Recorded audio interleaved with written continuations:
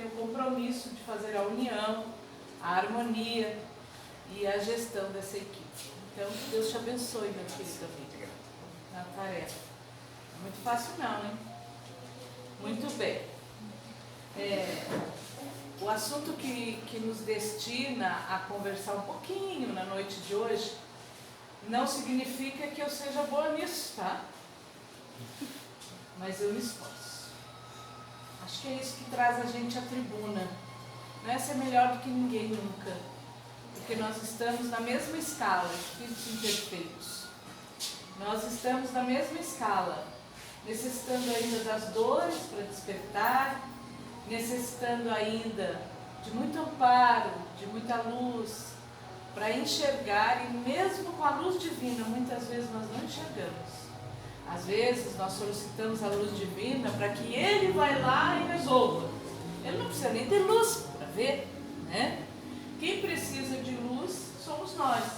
E a gente pensa que ter a luz já é ter a solução. Ter a luz, quando a gente entra assim na casa, na escuridão, o que a gente faz? Acendeu a luz. Acendendo a luz, a gente vai ver onde tem uma toalha no chão, onde já está organizado, onde precisa fazer uma higienização, onde já está tudo arrumadinho, onde precisa de um conserto. A luz é para que os nossos olhos enxerguem o que precisa ser feito, ou até mesmo onde está aquele lugar aconchegante onde a gente vai descansar, vai ler um bom livro, vai ouvir uma boa música, vai receber uma querida visita. Por isso a gente tem luz. Para enxergar e fazer o que tem que ser feito. Então, meus irmãos, tratar de justiça e de disciplina, quando me deram essa tarefa eu fiquei bastante preocupada, né? Porque na disciplina o negócio está bem apertado, né? Na justiça também está apertado, e está apertado para todos nós, nesse planeta de provas e expiações, né? Mas me ocorreu, quando pensando em justiça, dessa fala de Jesus, onde ele vai dizer assim, queira cada um para os outros o que quereria para si mesmo. Me parece que resume toda a justiça, né? Se um resumo bastasse, já que todos nós e cada um de nós às vezes necessita de uma forma de ser dita, uma forma de ser testemunhada, uma forma de ser falada, para que de pouco a pouco, no processo educativo da nossa alma, a gente vá assimilando, e às vezes ainda precisa realmente assimilar muito bem, sentir muito bem, para só então depois fazer. No querido processo da educação, né? Da verdadeira educação, aquela que transforma cada um de nós. Todas as coisas que eu já melhorei, todas as coisas que você já melhorou, você passou por esse processo. Você aprendeu de alguma forma, lendo, vindo, vivendo, testemunhando papai, mamãe, vizinho querido, um exemplo, alguém que nós admiramos, né? A indicação, às vezes, do terapeuta, do médico, do amigo, da nossa religião, onde a gente recebeu o apoio. E aí, quando a gente vê, a gente recebe um primeiro impacto. Aí aquilo realmente, dependendo do estágio em que a gente já está de maturidade, nós absorvemos isso no nosso sentimento. Fica tão forte no nosso coração que a gente começa a exercer, a realmente fazer, né? Por isso que o Evangelho é letra viva, que vivencia. Então, quando é que nós estaremos sendo o Evangelho do Cristo? Quando ele for vivido por mim e vivido por cada um de nós. E Evangelho vivenciado significa perdoar, tolerar, compreender as diferenças, respeitar, e assim por diante, né? Tudo isso que a gente gostaria que fizesse conosco, assim fazer para com o outro. Então, Esse nos ocorreu em relação à justiça. Aí pensamos em disciplina. Misericórdia do Senhor, né? Então, lembrei de uma passagenzinha, uma historiazinha atribuída a Gandhi. Diz essa historinha aí que uma mãe, Gandhi era tipo assim, que resolvia o problema de todo mundo, né?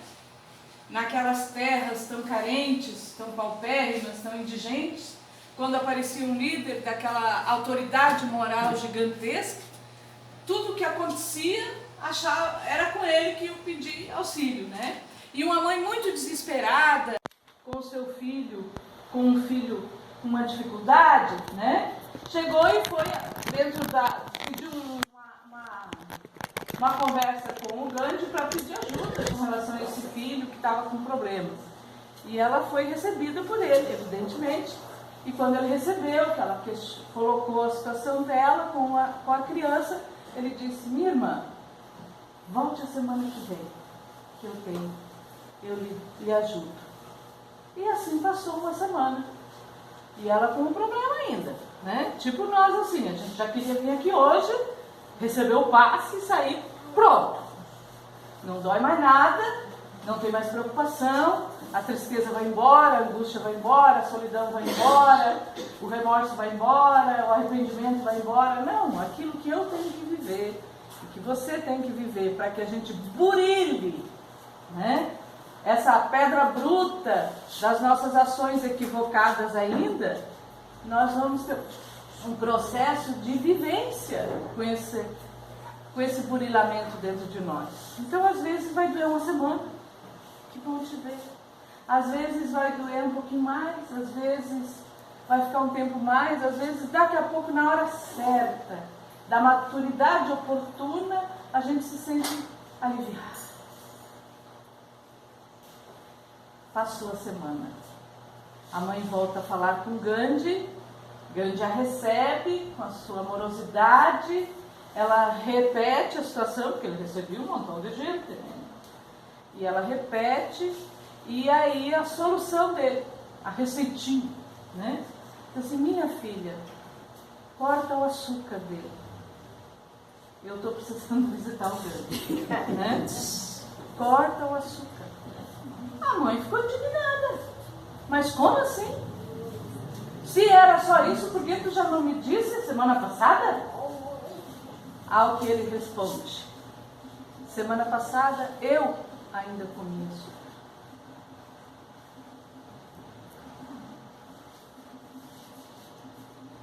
Acho que isso resume disciplina. Disciplina é mais do que eu fazer o que é bom para mim, para dar certo. É eu fazer todas as coisas que eu digo para os outros fazerem, eu fazer ser bom, fazer também. Né? Então, quando se trata do Evangelho segundo o Espiritismo e de O Livro dos Espíritos, quando se trata de lei, de justiça, amor e caridade, aí nós vamos lá no capítulo 11 do Livro dos Espíritos, e Allan Kardec vai perguntar assim para os Espíritos: o sentimento da justiça, ele está na natureza ou é resultado de ideias adquiridas? Resposta dos Espíritos superiores a Allan Kardec: está de tal modo na natureza que vos revoltais à simples ideia de uma injustiça. É fora de dúvida que o progresso moral desenvolve esse sentimento, mas não o dá. Vou repetir. O progresso moral desenvolve esse sentimento de justiça. Ele não dá de graça. É isso que ele está dizendo.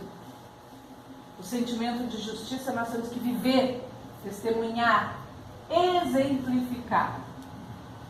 Não é dado assim. Não está escrito aqui no livro e está pronto. Agora a gente tem que tirar a letra do verbo e viver ele, exemplificar. E aí já foi dito aqui pela Tânia, no início da nossa prece, que as leis morais, as leis de Deus estão na nossa consciência.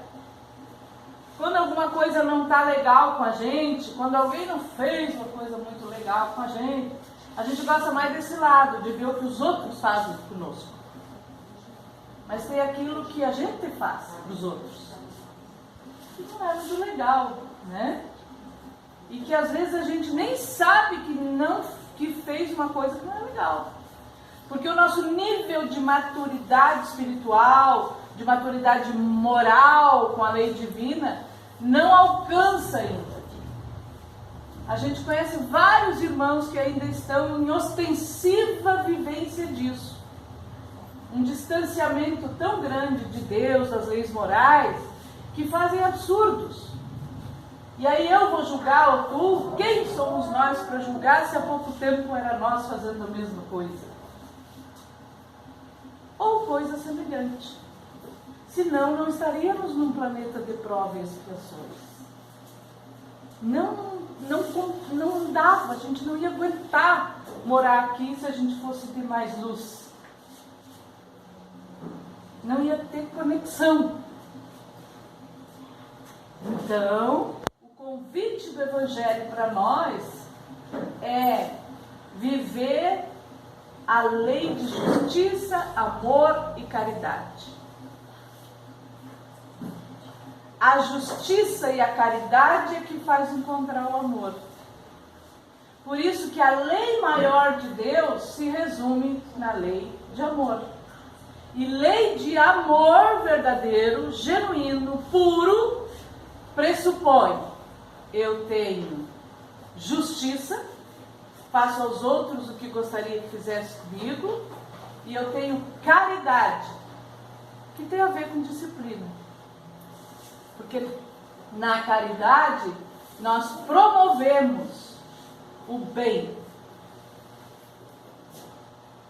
Na caridade tem limpeza, tem higiene, tem educação, tem comida, tem vestimenta, tem comunicação pacífica, tem acolhimento, tem perdão. Caridade, e só a caridade nos salvará. Salvar, nos liberta, nos faz ir além. E então, praticando a caridade, vivenciando a justiça, nós encontramos-nos com amor. Não existe amor sem estas asas. Daí é paixão, daí é essas coisas todas que eu tenho e que tu tens ainda. Mas que nós estamos nos esforçando para construir. E nos esforçamos de que jeito? A gente está lendo o livro dos Espíritos, da pergunta 1 a 1019, a gente está fazendo o Evangelho todos os dias, para ver que até o Evangelho a gente só faz uma vez por semana. A gente acha que é uma regra, né? A gente ainda abre a casa espírita 1 ou 2 vezes na semana. A gente chama ela de hospital. O hospital não vejo fechar. A gente chama ela de escola. Escola, salvo domingo e feriado, está sempre aberta. Tem um pequeno período de recesso. No entanto, aquela escola e aquele hospital que cuida justamente do ser imperecível que é o meu espírito, nós ainda atribuímos de forma muito indisciplinar, né, o nosso trabalho diante dela. Por vezes, o Diniz vai me dizer que sim, né? Até para a gente ter equipes de trabalho no dia da semana, que é 1 ou 2, é difícil ter uma escala. Porque alguns de nós adoram vir na palestra, porque é fácil, a gente vem e volta para casa. Mas se comprometer com o grupo de estudos, se comprometer com o amparo, porque enquanto nós somos uma leva de almas ainda atormentadas pela sua pequenez, lá fora há muitas outras. Às vezes dentro da nossa casa. E às vezes as próprias almas atormentadas dentro da nossa casa, só nós vir na palestra não chega.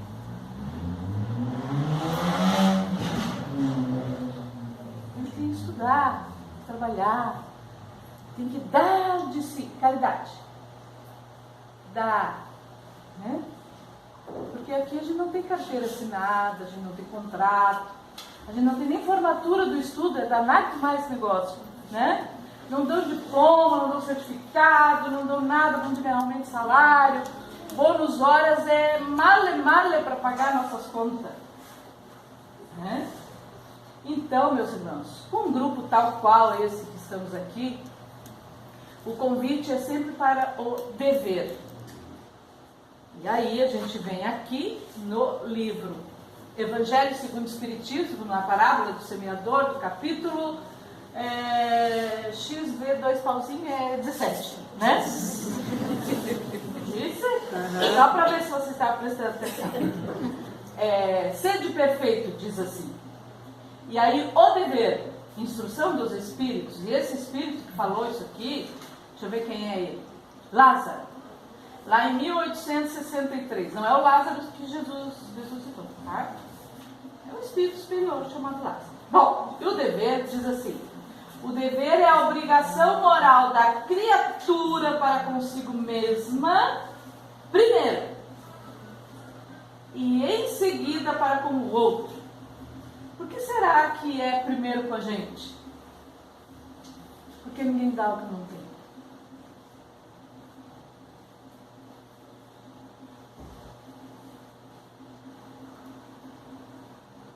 Então, o dever é primeiro comigo. Então, eu tenho que me abastecer. Então, se eu estou precisando, eu tenho que me abastecer de instrução, de fortaleza, de convívio, de troca. Se Deus quisesse simplificar a nossa evolução, Ele usava a varinha mágica e a gente não precisava nem nascer do útero da mãe tantas vezes. Mas não.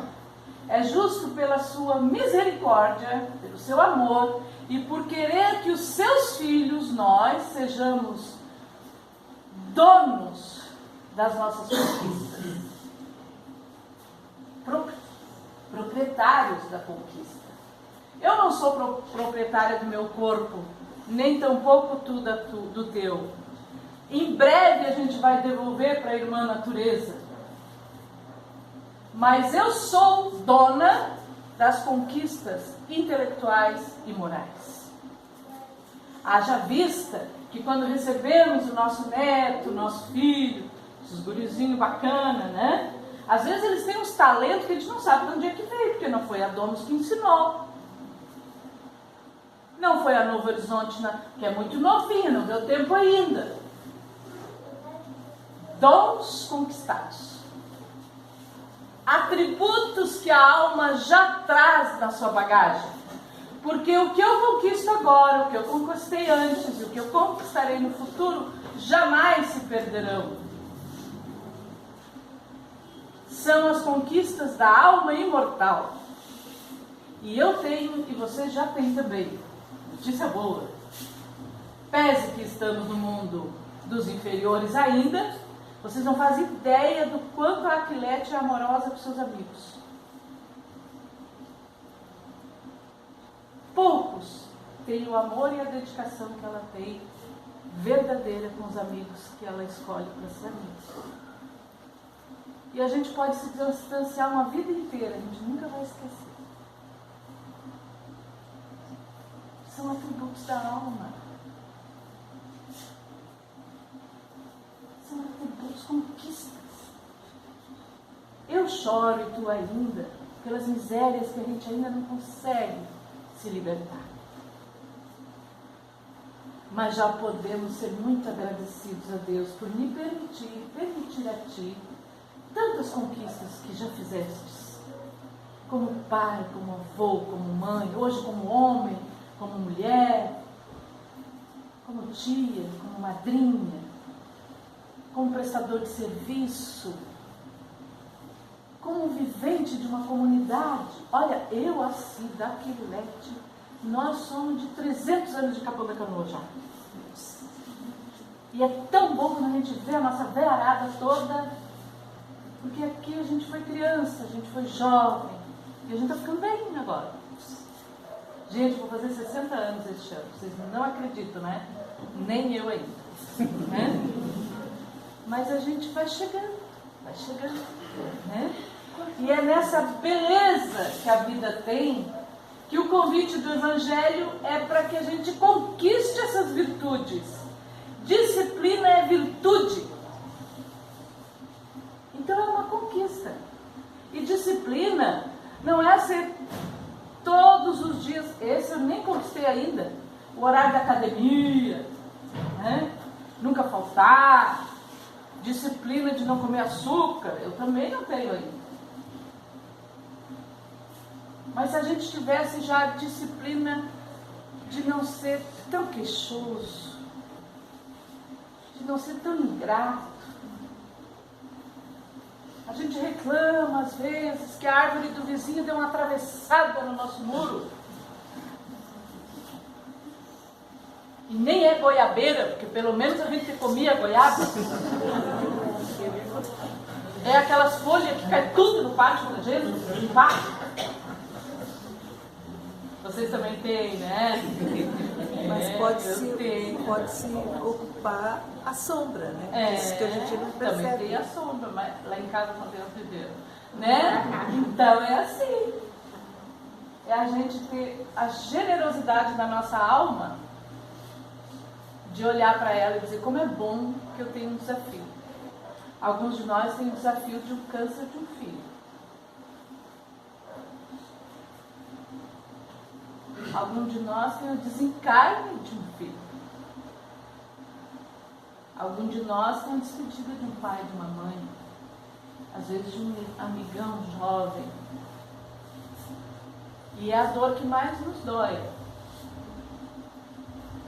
Tem de cônjuges, tem de pais, tem de mães, tem de amigos.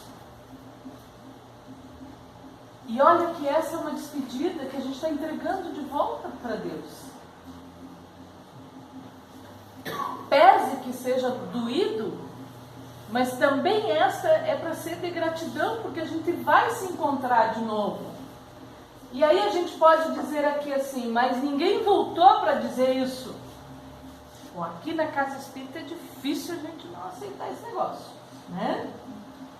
Porque além de a gente ter um acesso à comunicabilidade com os espíritos, cada vez mais a gente sente.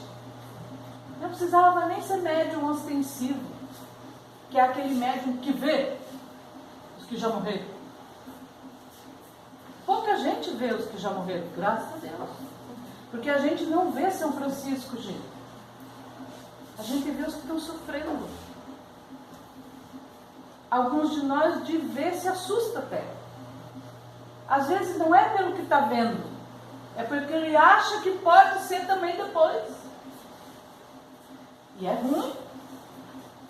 Mas não é para sempre. Estava ouvindo o Raul Teixeira ontem. E acabou que o assunto foi para outro, além desse que a gente está conversando. E ele falava justamente desses atavismos que a gente tem. E um deles tem a ver com o umbral, né? Às vezes até os espíritas desavisados que somos, achando que o umbral já é no inferno. Não é, gente. É a sala de triagem. Que a gente tem que passar igual a gente passa para ir no médico. A gente tira febre, a gente pesa. Alguns de nós chegam na sala de triagem esgualepado já. Por nada na triagem já tem que limpar, dar banho, para depois fazer curativo.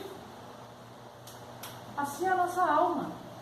Às vezes, se ela voltar meio esgualepada, ela vai precisar de mais tratamento já de imediato. Às vezes, pela soma da disciplina, da caridade, nós já estaremos mais interessantes, né?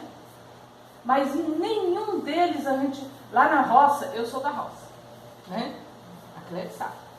Sou lá do meio do mato, né? Lá na roça a gente diz que a gente nunca vira o coxo que a gente comeu. Um dia eu e tu passamos pelo umbral. Foi tão bom que a gente passou e ganhou ficha de reencarnação. Então Deus queira que a gente passe sem briga, sem medo, sem desespero, contando sempre com ajuda. Por quê? Estou dizendo isso porque, olha só, para a gente ir caminhando, não posso perder. Aqui, capítulo 11 do Evangelho, do Livro dos Espíritos, da Lei de Justiça, Amor e Caridade. São Vicente de Paula. Quando eu era católica, existia um grupo de jovens chamado Vicentinos. E São Vicente de Paula é tipo assim o pai da caridade, junto com a Teresa, com o irmão Dulce, com essa gente toda aí, né? Olha o que ele diz para nós depois que ele se juntou com o povo lá e manda mensagem através do Espiritismo, né? Ele disse assim: não esqueçais nunca que o Espírito com letra maiúscula, Espírito com letra maiúscula, é o Espírito imortal que eu sou e você também. Qualquer que seja o grau do seu adiantamento desse Espírito, sua situação como reencarnado, ou na erraticidade, aonde o povo está esperando para voltar para cá, isso se chama erraticidade pelos Espíritos. Este Espírito, diz ele, está sempre colocado entre um superior, que pega na sua mão, que o guia, que o aperfeiçoa, e um inferior, para o qual tem que cumprir esses mesmos deveres, ou seja, auxiliar, puxar, amparar, proteger, educar. Então, diz ele ainda, sede, pois, caridosos, praticando não só a caridade que vos faz dar friamente o óbolo da viúva, aquele que tirais do bolso ao que vos ousa pedir, mas a que vos leve ao encontro das misérias ocultas. Qual é a miséria que é oculta? A dor da minha alma, que não está escrito na testa. Se eu estou com frio, tu vai ver. Se eu estou com fome, a cara vai dizer. E o estômago ronca. Se eu estou doente, tu também vai ver. Mas muitos de nós moramos em palácios, temos uma convivência social soberba, temos recursos materiais dos mais maravilhosos,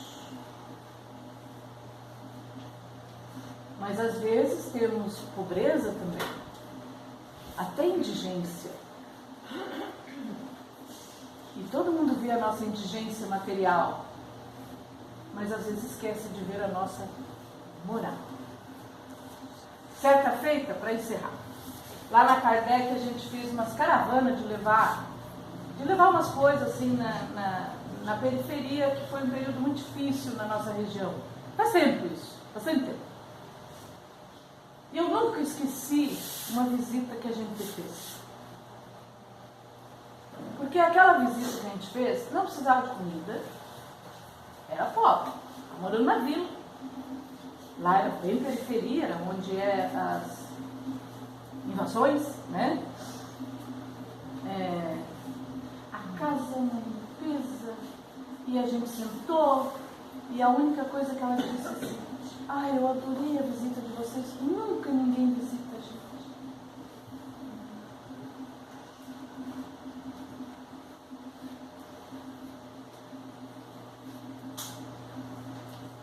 Se fosse para entrar numa casa de condomínio, a gente ia correndo.